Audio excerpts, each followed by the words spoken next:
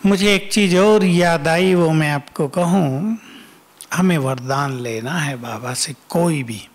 मैंने यहाँ क्लासेस तो कराई हैं, उस पे एक दो वरदान लेने हैं जरूर बाबा से, जो हमें विनाश काल में काम आए, हमारे लिए भी और विश्व की सेवा के लिए भी।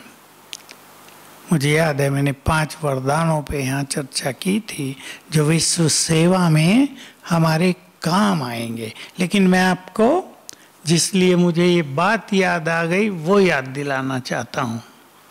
जो आत्माएं लंबा समय ईश्वरीय नशे में रहते हैं, उनकी बुद्धि में वरदानों को धारण करने की शक्ति आ जाती है।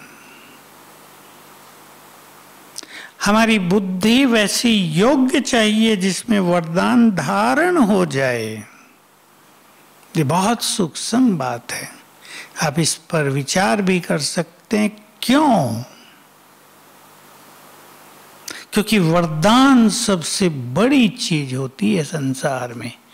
भक्ति में तो किसी किसी को प्राप्त हुए थे, किसी किसी को। भक्तों में भी जो सन्यासी उच्च कोटि के थे, उनमें से किसी को मिलते थे वरदान, जिसे वो सिद्धियां कहते थे, बड़ी भारी सिद्धि। जैसे गोरखनाथ हुए, बाबा गोरखनाथ, बहुत ज्यादा शक्तियां थी उनके पास। एक चीज में उनकी कहानी पढ़ा करता था कि बच्चों ने छोटे छोटे पत्थर मार के आम तोड़ लिए। वहां से गुजर रहे थे गोरखनाथ, बच्चे डर गए उन्हें देख के। कहा, ये आम तुमने तोड़ लिए, पर इस पेड़ का तो मालिक कोई और है बच्चों, तुमने तो गलती कर दी। इन पेड़ को वापस इन आमों को वापस लगा दो पेड़ पर। बच्चे देखने लगे, ये टूटे हुए आम वापस कैसे लगेंगे। एक दो ने फेंके, वो तो वापस गिर गए। गोरखनाथ ने कहा, लाओ मुझे दो, और एक एक को जो फेंका तो चिपकते गए जहां से टूटे थे। ये उनकी शक्तियों का, सिद्धियों का वर्णन दिखाया इस तरह। कईयों को सिद्धियां प्राप्त हो जाती थी, आकाश गमन कर सकते थे वो शरीर सहित। लेकिन ये सबको नहीं, लाखों सन्यासियों में भी 2-3 को, बस, ज्यादा नहीं। हमें वरदान मिलते हैं। सिद्धियों से भी बड़ी चीज होती है वरदान।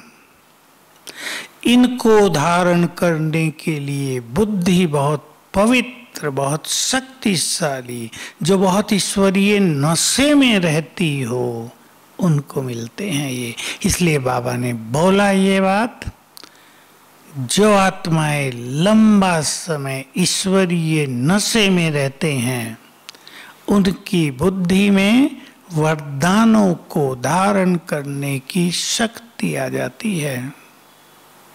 सोचना सभी और करना इसको। तो वरदान भी लेंगे हम बाबा से सवेरे रोज, और वो धारण रहे हमारे अंदर। वरदान ये नहीं होते जो मुरली में आते हैं, वो अलग चीज है। सवेरे बाबा मस्तक पर तिलक लगाकर कुछ वरदान देते हैं। लेकिन हम लंबा समय ईश्वरीय नशे में रहें, स्वमान के साथ ईश्वरीय नशा जैसे कौन मिला इस जीवन में। कौन पढ़ाने आता है हमें रोज, कौन उठाता है हमें सवेरे, कौन ब्रह्मा भोजन खिला रहा है, किसकी गाइडेंस में हमारा जीवन चल रहा है। ये नशे हैं, स्वमान दूसरी चीज होती हैं, ये ईश्वरीय नशे।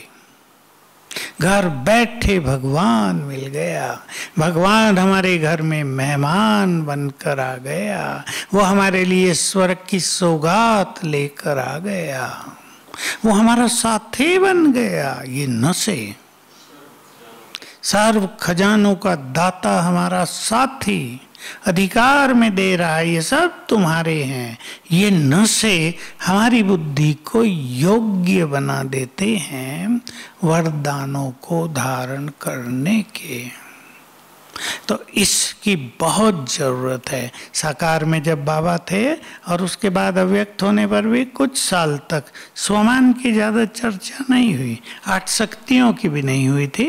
मुझे याद है इसी हॉल में बाबा ने 8 शक्तियाँ गिनाई, लिखाई सबको, ये 8 शक्तियाँ हैं जिनके बाद में चित्र बने, ये तुम्हें धारण करनी है।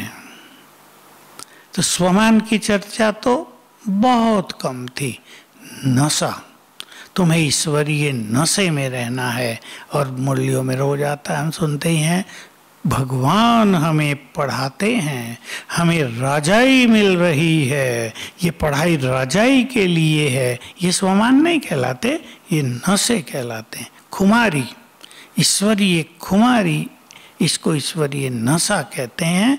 इससे हमारी बुद्धि शांत भी हो जाती है। उसमें अगर कोई गंदगी हमने भरी है किसी जन्म में भी, वो भी साफ हो जाती है। इस बात को सभी ध्यान से समझ लेंगे। सफाई करनी है ना बुद्धि की, इससे ऑटोमेटिकली सफाई हो जाएगी, वो सब चीज़ें जल के जैसे नष्ट हो जाएंगी। तो बहुत अच्छा अनुभव होगा, वरदानों की धारणा हो जाएगी।